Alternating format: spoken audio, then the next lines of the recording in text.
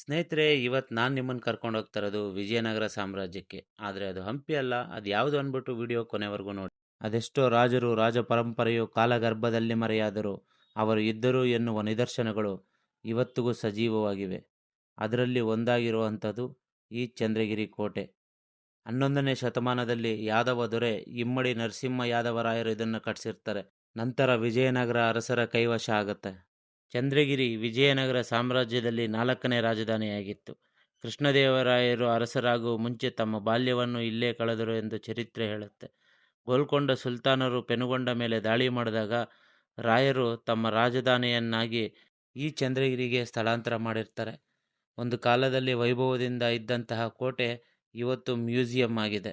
ನಮ್ಮ ನೆಲೆಯ ಸಂಸ್ಕೃತಿಗೆ ಕನ್ನಡಿ ಹಿಡಿದಂತಹ ಶಿಲ್ಪಮೂರ್ತಿಗಳನ್ನು ನೋಡಿದರೆ ತಿಳಿಯುತ್ತೆ ರಾಯರು ಎಂತಹ ಶಿಲ್ಪಿ ಪ್ರೇಮಿಗಳೆಂದು.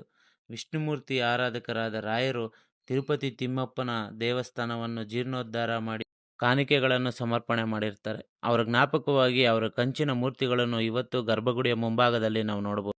ಇಲ್ಲಿರುವಂತಹ ಪ್ರತಿಯೊಂದು ವಸ್ತುವು ಆಗಿನ ಕಾಲದ ಆಚಾರ ವಿಚಾರಗಳನ್ನು ತಿಳಿಸುತ್ತೆ. ಈ ಕೋಟೆ ಅದೆಷ್ಟೋ ಚರಿತ್ರೆಯ ಪುಟಗಳನ್ನು ತನ್ನೊಳಗಡೆ ಅಡಗಿಸಿಕೊಂಡಿದೆ. ನೀವು ತಿರುಪತಿಗೆ ಹೋಗೋರಿದ್ದರೆ ಈ ಪ್ಲೇಸ್ನ ತಪ್ಪದೇ ವಿಸಿಟ್ ಮಾಡಿ. ತಿರುಪತಿಯಿಂದ ಕೇವಲ 15 ಕಿಲೋಮೀಟರ್ ಇದೆ ಈ ಕೋಟೆ. ಇದೇ ಥರ ಕಂಟೆಂಟ್ಗಾಗಿ ನಮ್ಮ ಪೇಜ್ನ ಫಾಲೋ ಮಾಡ್ಕೊಳ್ಳಿ, ಲೈಕ್ ಮಾಡಿ, ಶೇರ್ ಮಾಡಿ ಅಂತ ಹೇಳ್ತಾ ಈ ವಿಡಿಯೋನ ಇಲ್ಲಿಗೆ ಎಂಡ್ ಮಾಡ್ತಾ ಇದ್ದೀನಿ. ಮತ್ತೆ ಮುಂದಿನ ವಿಡಿಯೋದಲ್ಲಿ ಸಿಗೋಣ. ಅಲ್ಲಿವರೆಗೂ ಎಲ್ಲರಿಗೂ ಟಾಟಾ ಬಾಯ್, ಟೇಕ್ ಕೇರ್.